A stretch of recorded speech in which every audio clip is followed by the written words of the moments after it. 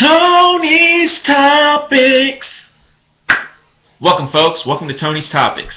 So, what do I want to get into today? Last night's game with the Cleveland Cavaliers versus the Boston Celtics, where the Cleveland Cavaliers won by one measly point. One measly little point. Really? 3-star team, and they win by one measly little point. Spare me. It's terrible. Blatt? A win is a win. This is true. But let's just look at some of the fundamental things that are going wrong with your team right now. Issue number one. LeBron James scored 41 points last night. 41 points, 7 assists, 4 rebounds. Wonderful. Problem with that? You're playing him for 40 minutes a night. You play Kyrie Irving for 40 minutes a night. The game is only 48 minutes, and you're running them practically the entire game at full sprint. All right. And you have 82 games in the regular season. LeBron is 30 years old. You think this is the best way to go? No, it's like you're acting like there's no other factors on your team other than LeBron James and Kyrie Irving. That's a serious mistake. And number one, you're killing him. Okay, you might have a long future with LeBron, so you really don't want to kill him in a regular season. So what do? You're like, wow, if he's not doing it. What do? Well, honestly, you've got a plethora of options that you're just choosing not to use for some strange reason. Now, honestly, the first thing I see that's really going to kind of sadden me is the fact that if you keep going with the way that you're running this team, the only person that's going to benefit from it is Kyrie Irving. Because every night, Kyrie Irving gets to compete against LeBron James to see if he can be better than LeBron James, to outscore LeBron James, to out-assist LeBron James. And that's wonderful for him. I think he's going to develop as a player. That's great. On the downside, no one else in your starting lineup is. LeBron, if you notice by his stats, is starting to diminish slightly. Now, I don't think it's going to happen overnight, but if you look at his statistics, he's going down a little bit each year. Over his career average, he was averaging 27 points, 7 assists, and 8 rebounds. Now he's down to something like 24, a little bit over 24 points, 6.7 assists, and 6-point-something rebounds. Okay, so he's slowly getting worse, but it's okay. He's still a top 5 player in the game. Probably going to be that way for a while. So that's no big deal. Anderson Varejao is an 11-year veteran. He could get better, but it's kind of doubtful.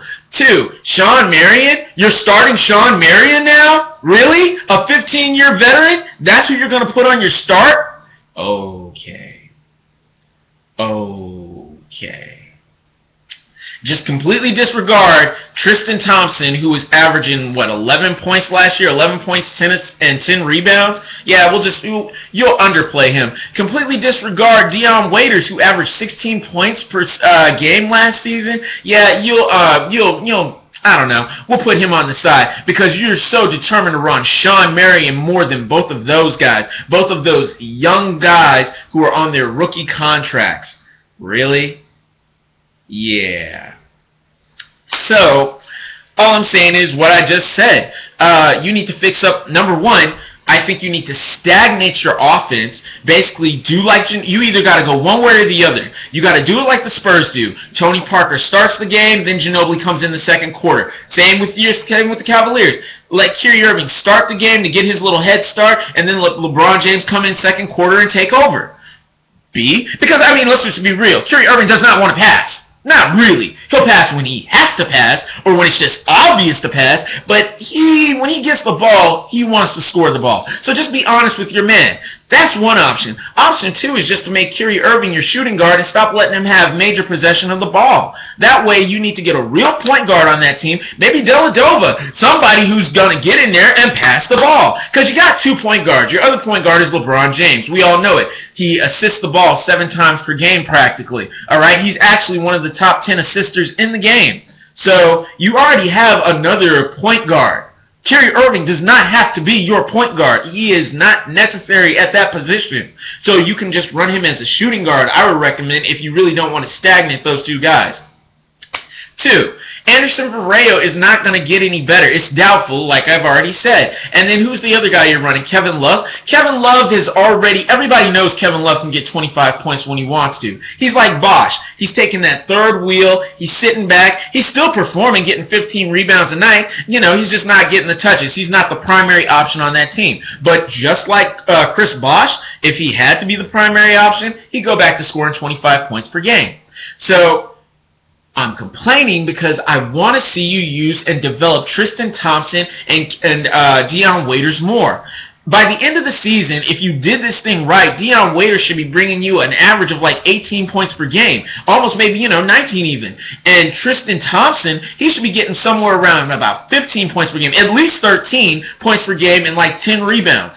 That's player development. Popovich does it every year. Like a couple weeks ago, the Spurs purposely lost to the Rockets. They wouldn't play Tim Duncan and they wouldn't play Ginobili because Popovich was training Aaron Baines and Corey Joseph at the point guard and power forward positions.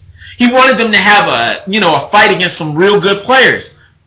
Now, that might be a little bit arrogant, but the bottom line is, come the playoffs, Popovich will have a 15-man roster, and he will throw fresh guys at any team that comes at him. But you're not playing that way. Instead, you're running LeBron James and Kyrie Irving like horses. You're running them into the ground, running them 40 minutes a night. The most. LeBron is averaging 40 minutes a night, the most of any top 10 scorer.